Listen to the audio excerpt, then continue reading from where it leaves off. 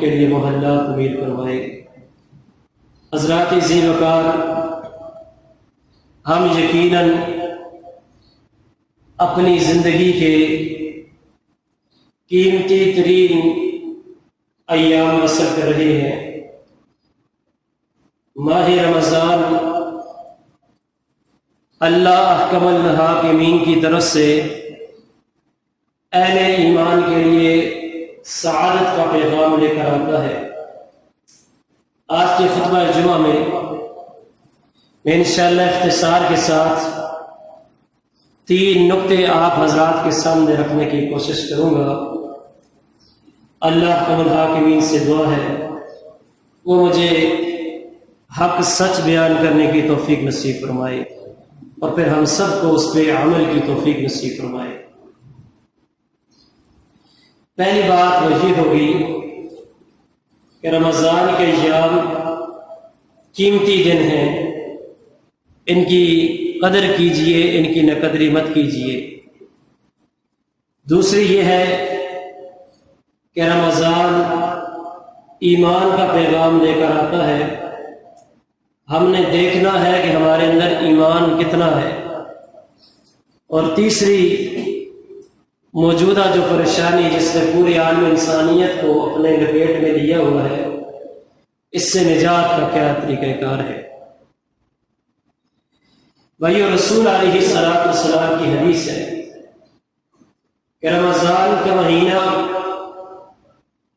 اتنی عظمتوں اور مہربانیوں والا مہینہ ہے کہ جب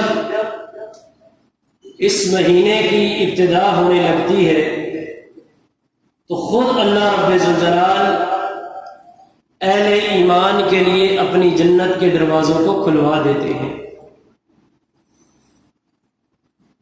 اب ماہ رمضان، اس کی اہمیت کتنی زیادہ ہے،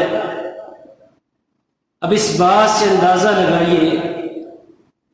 امام ابن ماجہ رحمہ اللہ اپنی سنن میں حدیث کا ذکر کرتے ہیں کہ 2 شخص رسول علیہ السلام کے سامنے پیش ہوئے اور انہوں نے کلمہ پڑھنے کی سعادت نصیب فرما لی۔ چند ضروری دینی احکامات انہوں نے سیکھنے تھے تو نبی علیہ السلام نے فرمایا کون ہے جو انہیں اپنے پاس رکھے گا؟ سیدنا طلحہ فرماتے میں ان دونوں ساتھیوں کو اپنے گھر لے گیا۔ رات بسر کی بات چیت ہوئی، تعلقات اچھے ہو گئے۔ ان میں ایک ایسا شخص تھا کہ جو نیکیوں میں بڑی سبقت لے جانے والا تھا، عمل کے اندر بڑا چست تھا، سستی اس کے قریب نہیں آتی تھی۔ اور دوسرا وہ تھا جو فرائض کا خیال رکھا کرتا تھا، نوافل کا اتنا زیادہ اہتمام نہیں کیا کرتا تھا۔ فرماتے ہیں ایک جنگ کا موقع اور جو نیکیوں میں سبقت حاصل کرنے والا، اسے اللہ احکم الحاکمین کی طرف سے شہادت کی موت نصیب ہو گئی۔ شہید کے متعلق کیا فرمایا؟ فرمایا کہ اس کا خون کا قطرہ اللہ کی زمین پر بعد میں گرتا ہے، اس کے نامہ اعمال کو اللہ رب الجلال گناہوں سے مٹا کر نیکیوں سے پہلے ہی بھر دیتے ہیں۔ یہ ایسا یہ شہید ہو گیا اللہ کی راہ میں، اور دوسرا 1 سال زندہ رہا۔ تبھی موت، جس طرح لوگ فوت ہوتے ہیں، اس موت اس طرح آئی، کہتے ہیں مجھے خواب آئی، دیکھتا ہوں کہ شہید ہونے والا بھی جنت کی طرف جا ہی رہا ہے، کہ بعد میں فوت ہونے والا پہلے ہی رب کی جنت میں چلا جاتا ہے۔ مجھے بڑی حیرانگی ہوئی۔ میں نے کونین کے تاجدار سے پوچھا، اپنا تعجب ظاہر کیا۔ آپ علیہ السلام نے فرمایا تمہیں تعجب کی کیا ضرورت ہے؟ کیا اس کی زندگی میں ماہ رمضان آیا؟ جی آقا آیا۔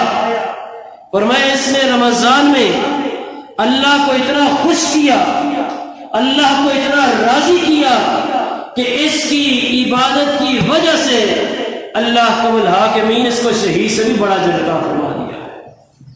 اگر اس رمضان کا کما حق میں اور آپ خیال کریں گے، حضرات آج کل دنیا میں بڑا نظریہ پھیلا ہوا ہے، وہ نظریہ الحاد کا، سیکولرزم کا، کہتے ہیں اللہ اپنے حقوق معاف فرما دیں گے، بندوں کے حقوق معاف نہیں ہوں گے۔ یہ سنتے ہیں نا اب یہ والی بات کہ اللہ معاف کر دیں گے؟ کس سے تمہیں کہا ہے کہ اللہ معاف کر دیں گے؟ کیا گارنٹی ہے تمہارے پاس کہ اللہ اپنے حق معاف کر دیں گے؟ کیا مشرک کو اللہ تعالیٰ معاف کر دیں گے؟ جو نماز نہیں پڑھتا اسے اللہ معاف کر دیں گے؟ جو زکوٰۃ ادا نہیں کرتا اسے اللہ معاف کر دیں گے؟ اور نہیں میرے بھائیوں، یہ غلط